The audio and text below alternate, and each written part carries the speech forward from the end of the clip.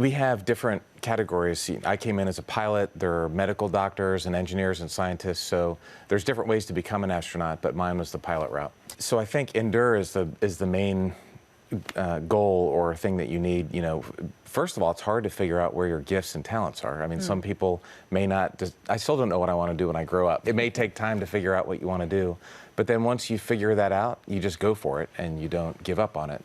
It's been fun. I've given several talks here in Australia, and it's the perspective that you get is amazing. One of my favorite things I did in space was film an IMAX movie. It's called A Beautiful Planet. It's actually playing right here in Melbourne, and it is the best way to experience space, I think, without actually going there.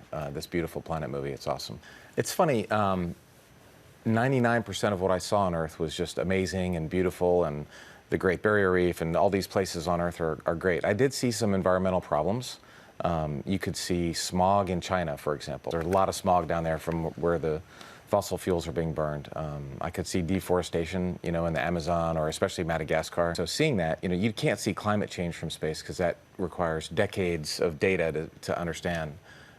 But in general, the Earth really is beautiful, but you can see some of the problems.